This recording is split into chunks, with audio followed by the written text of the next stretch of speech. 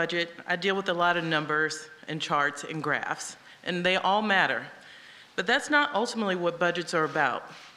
Budgets are value statements. They're about the kind of country we want to be and the type of future we want to leave our kids. And from day one, the President has been clear that my job as OMB Director is to ensure that the government delivers for all people and that our budget reflects our national values and priorities. I'm proud to say that's exactly what this budget does, invest in the American people in a fiscally responsible way.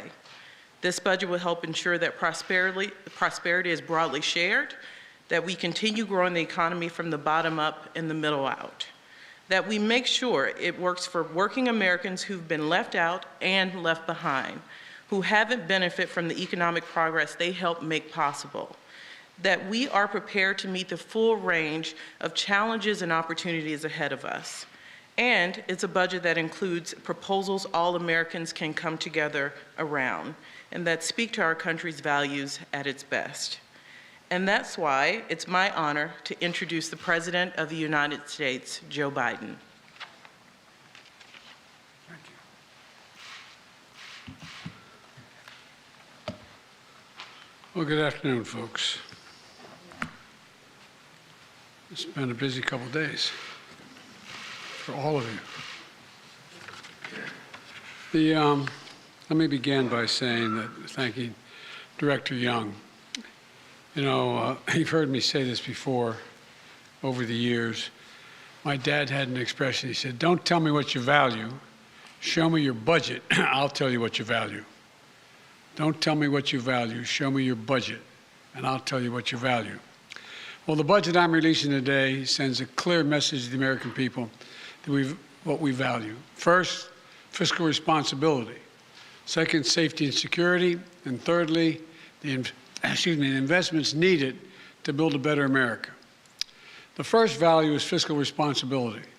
The previous administration, as you all know, ran up record budget deficits. In fact, the deficit went up every year under my predecessor. My administration is turning that around. Last year, we cut the deficit by more than $350 billion. This year, we're on track to cut the deficit by more than $1,300 billion. $1,300 billion. That would be the largest one-year reduction in the deficit in U.S. history. And here's how we're achieving this record deficit reduction. First, we're growing the economy. We've created a record 6.7 million jobs since I took office, and we've generated a GDP growth of 5.7%, the best economic growth we've seen in this country in over 40 years. This has led to a substantial increase in government revenues and dramatically improved our fiscal situation.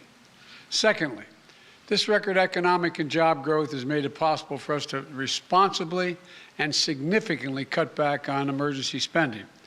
Early in the pandemic, it was right to give people help to make ends meet and to keep this economy going. But because of the progress we've made dealing with these emergencies, the labor market is strong and unemployment claims are at historic lows. We ended the pandemic unemployment assistance programs because Americans are back to work. I'm calling for new pandemic subsidies for large businesses to not continue those because those businesses are back and moving again as well. But because we have to put this economy in a strong foundation, even the Delta and Omicron variants of COVID-19 and the cost of Putin's aggression in Ukraine have not required an additional fiscal package for state and local governments. But we still spend what we need to spend to continue to fight COVID. But those expenditures will be dramatically less than last year.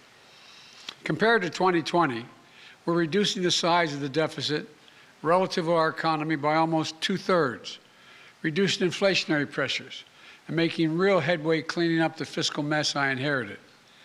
After my predecessor's fiscal mismanagement, we were reducing the Trump deficits and returning our fiscal house to order. Now, the budget I'm releasing today will continue this approach. It makes prudent investments in economic growth and more equitable economy while making sure corporations and the very wealthy pay their fair share. And I would add, Nobody making less than $400,000 a year will pay a penny more in federal taxes. We can do this by, one, passing legislation that lowers costs for families on things like child care, health care, and energy costs, while lowering our deficit at the same time. We can give hardworking parents raising children tax relief that gives them just a little bit of breathing room and lowers child poverty. We can give Medicare the power to negotiate lower prescription drug prices. This will bring down the cost for seniors and reduce the deficit by hundreds of billions of dollars. Congress can do this all right now. They're debating it now. We can also restore fiscal responsibility. The Trump tax cuts added $2 trillion in deficit spending and largely helped the rich and the largest corporations. Under my plan, as I said, no one making less than $400,000 a year will pay additional single penny in taxes. No one. If you don't make $400 grand, you're not going to pay a single penny in additional federal taxes. And the wealthy and corporations will finally begin to pay their fair share. For most Americans, the last few years were very hard, stretching them to the breaking point. But billionaires and large corporations got richer than ever. Right now, billionaires pay an average rate of 8% on their total income. 8%, that's the average they pay. Now, I'm a capitalist, but if you can make $1 billion, great. Just pay your fair share. Pay a little bit. A firefighter and a teacher pay more than double the tax rate that a billionaire pays. That's not right. That's not fair. And my budget contains a billionaire minimum tax because of that. A 20% minimum tax that applies only to the top 1/100th of 1%. 1/100th of 1% of the Americans will pay this tax. The billionaire minimum tax is fair, and it raises $360 billion that can be used to lower costs for families and cut the deficit. As I said, my budget also ensures the corporations pay their fair share. In 2020, there were 50 Fortune 500 companies that made $40 billion in profit combined, but didn't pay a single solitary cent in federal taxes. My budget raises the corporate tax rate to 28%, far lower than the rate it was between World War II and 2017 when it was lowered as of today. Last year, I rallied more than 100, some of you were overseas with me, 130 countries to agree to a global minimum tax for corporations doing business in their countries, to put an end to a tax system that rewards multinational corporations for shipping the jobs and profits overseas and avoiding taxes at home. It's my hope that Congress enacts this law this year so I can sign it and we can get to work. The second value my budget reflects is security. Security at home and security abroad. My budget tackles security in two key ways. First, it secures our communities at home. This is an issue families in every part of the country face. I've said it before. The answer is not to defund our police departments. It's to fund our police and give them all the tools they need, training and foundation and partners and protectors that our communities need. The budget puts more police on the street for community policing, so they get to know the community they're policing, allows the Bureau of Alcohol, Tobacco, and Firearms and the FBI to hire the agents they need to help fight gun crime and other violent crimes in our communities, and funds body cameras and make sure police work with our local communities and are accountable to these communities. It funds crime prevention and community violence intervention, drug treatment, mental health, criminal justice reform, and reentry for people coming home after incarceration. All demonstrable ways to reduce crime and proven ways. Security also means national and international security. This budget provides the resources we need to keep Americans safe, ensuring that our military remains the best prepared, best trained, best equipped military in the world. This budget also provides additional funding to forcefully respond to Putin's aggression against Ukraine and its economic, humanitarian, and security consequences. The world has changed. In addition to dealing with terrorist organizations, for the second quarter of the 21st century, we're once again facing increased competition from other nation states, China and Russia, which are going to require investments to make things like space and cyber and other advanced capabilities, including hypersonics. And this will be among the largest investments in our national security in history. Some people don't like the increase, but we're in a different world today. America is more prosperous, more successful, and more just when it is more secure. We can restore fiscal responsibility and safeguard our security at home and abroad while meeting the third value, what I call building a better America. Let's provide universal preschool, cap the cost of child care at 7% of a family's income. Like many families, that would cut the cost of child care in half. It'll make college more affordable. My budget doubles the maximum Pell Grant. Families making under $50,000 a year to nearly $13,000, and helps more than 8 million students who rely on Pell Grants pay for college. My budget invests in building more homes to keep us up to deal with the skyrocketing cost of housing for the middle class and the poor. My budget lowers family energy costs with tax credits to help people make their homes more efficient. Research and development to broaden the reach of solar and build a clean energy future. My budget also invests in other areas of bipartisan common good. I call them unity agendas. I spoke to them at the State of the Union. Beating the opioid epidemic, taking on challenges of mental health, supporting our veterans, and ending cancer as we know it. This budget includes investments to get Americans the mental health services they need, and we need them. And when it comes to fighting cancer and other diseases, my budget funds a new organization called ARPA-H at Health and Human Services at the Department of Health. And it stands for Advanced Research Projects for Health. It's based on DARPA, the Defense Department program, that led to breakthroughs in technologies like the internet, GPS, and so much more. ARPA-H will drive breakthroughs to prevent, detect, and treat diseases, including Alzheimer's, diabetes, cancers, and more. And here's what this all adds up to. Historic deficit reduction, historic investment in our security at home and abroad by modernizing our capabilities in both areas, and an unprecedented commitment to building an economy where everyone has a chance to succeed. A plan to pay for those investments that we need as a nation. That's what we do. So I look forward to working with the members of Congress, Democrats, Republicans, and Independents, to deliver this budget and keep delivering for the American people. I want to thank you all. May God bless you all. May God protect our troops. Let me,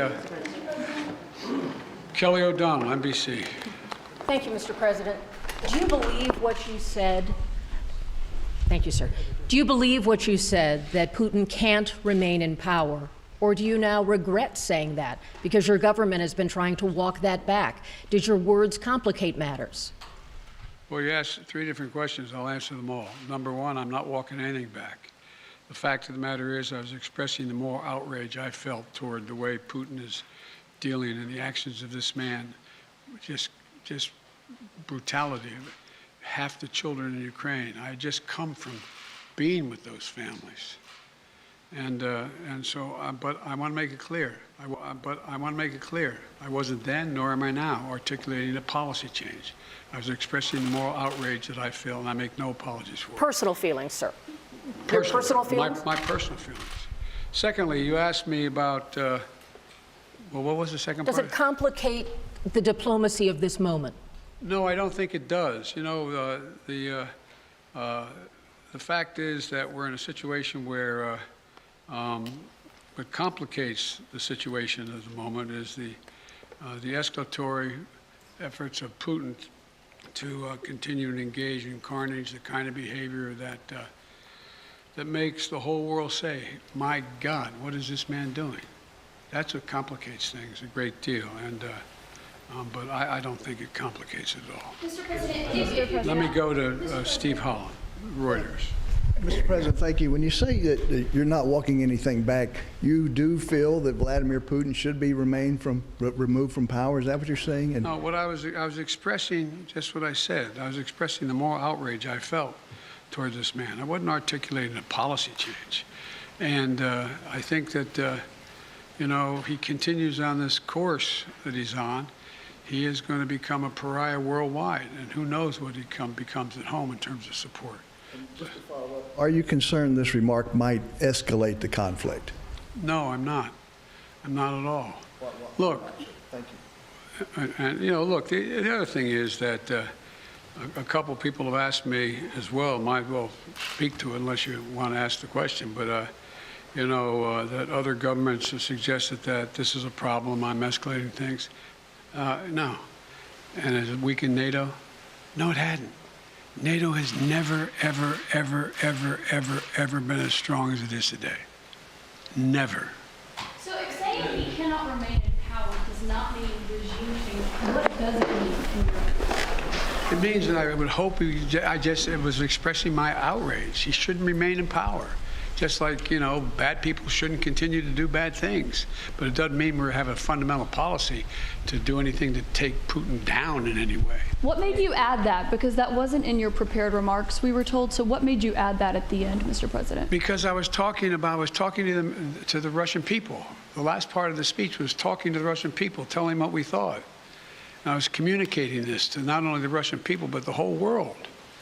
This is just stating a simple fact that this kind of behavior is totally unacceptable. Totally unacceptable. And the way to deal with it is to strengthen and keep NATO completely united and help Ukraine where we can. Cleve, you had a question. Where is he? Thanks, Mr. President. On your budget, you've said repeatedly at the State of the Union that you're not for defunding the police. I do wonder how much emphasis you think should be put on alternative forms of crime prevention, not just defunding the police, but crime reduction in communities. Oh, a significant amount. I've laid that out in detail in the budget. For example, we do know that intervention programs work. We do know that what police need, they need psychologists in the department as much as they need extra rifles. They need people who are in the department who can deal with the crisis that the police are going through as well, dealing with their crises, dealing with their mental state and how they're handling things. They need social workers engaged with them. I lay it all out. And it all works. If you see these community intervention programs, they work. They actually reduce crime. They significantly reduce crime. So that's a big piece of it. Just a follow-up. Is any of it related to political pressure from Republicans saying that Democrats are soft on crime, that you guys are careening to the left?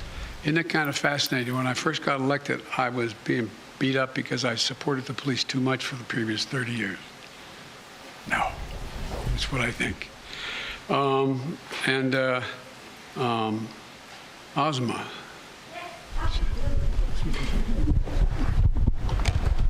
Surprised to get called. Thank you, Mr. President. Are you willing to try to meet with Vladimir Putin? And I have a quick follow-up to that.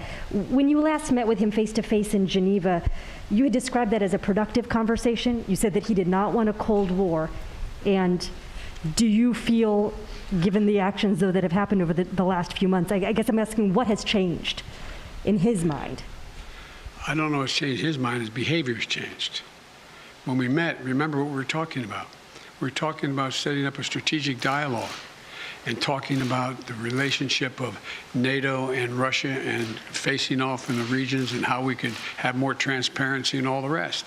It was a normal discussion I had going all the way back to Kosygin and others back in 100 years ago when I was a young senator. And so what changed was nothing remotely approaching that. Remember when he first met with me, he said, I have two objectives. This is the second or third time I met with him.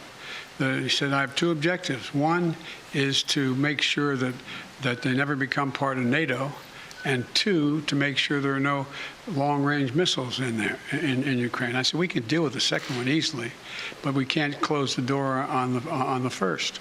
Because when we talk about missiles, we want to talk about what's also on the Russian border heading toward Europe. Do both. And then, if you notice, that demand list of his, not with me, with others, have escalated significantly in terms of what he thinks is necessary. Thank you. We need some more clarification, Mr. President. Thank you. Thank you very much. I know you're going to ask a really nice question. Well, it's an important question, I think. Are you worried that other leaders in the world are going to start to doubt that America is back if some of these big things that you say on the world stage keep getting walked back?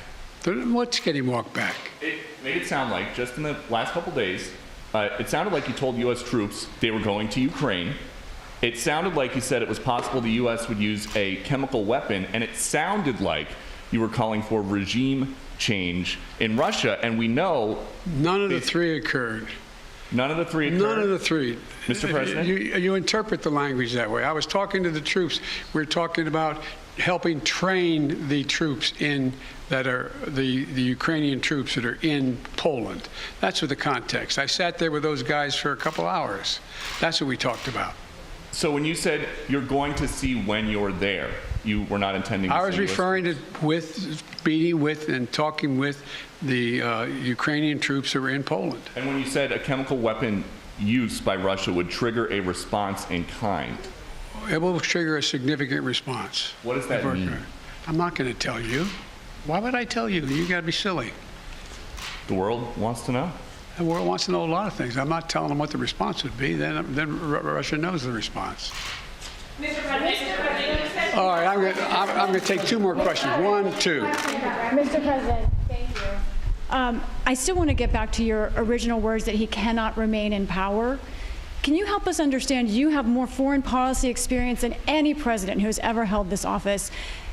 Whether those are your personal feelings or your feelings as president, do you understand why people would believe you, as someone commanding one of the largest nuclear arsenals in the world, saying someone cannot remain in power is a statement of U.S. policy? And also, are you concerned about propaganda use of those remarks by the Russians? No and no.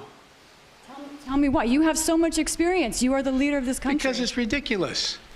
Nobody believes we're going to take down. I was talking about taking down Putin. Nobody believes that. Number one. Number two, what have I been talking about since this all began? The only war that's worse than one intended is one that's unintended. The last thing I want to do is engage in a land war or a nuclear war with Russia. That's not part of it. I was expressing my outrage at the behavior of this man. It's outrageous. It's outrageous. And it's more an aspiration than anything. He shouldn't be in power. There's no, I mean, people like this shouldn't be ruling countries, but they do. The fact they do, but doesn't mean I can't express my outrage about it. Last question. President, thank you. You've said that you're confident that your comment won't undermine diplomatic efforts. But just to be clear, are you confident that Vladimir Putin sees it that way, that he will not use this as an escalatory? I don't care what he thinks. Look, here's the deal. He's going to do what he's going to do. Putin, look. But you're not concerned that he may see your language and view that as a sign of a reason for escalation, use that as an excuse to escalate, given his recent behavior? Given his recent behavior, you should, excuse me, I shouldn't say that to you. Given his recent behavior, people should understand that he is going to do what he thinks he should do, period. He's not affected by anybody else, including, unfortunately, apparently his own advisors. This is a guy who goes to the beat of his own drummer. And the idea that he is going to do something outrageous because I called him for what he was and what he's doing, I think is just not rational.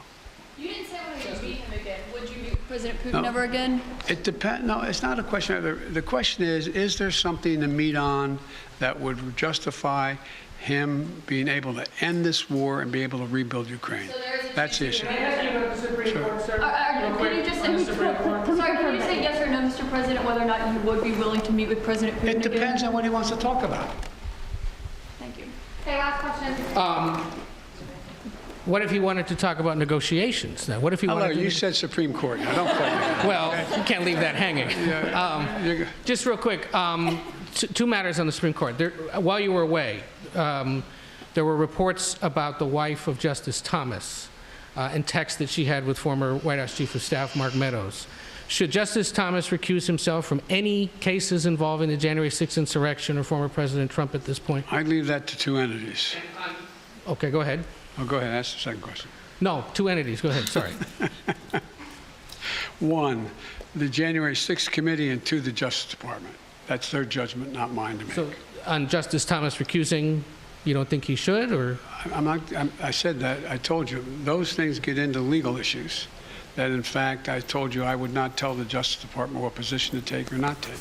And I'm not going to instruct the Congress either. And did you get any chance to watch much of the Judiciary Committee I hearings didn't get a last chance to week? see any of it, unfortunately. The fact that Republicans were questioning Judge Jackson on matters like former sentences related to child pornography cases or the definition of a woman, does that, as the former chairman of the Judiciary Committee, make sense to you?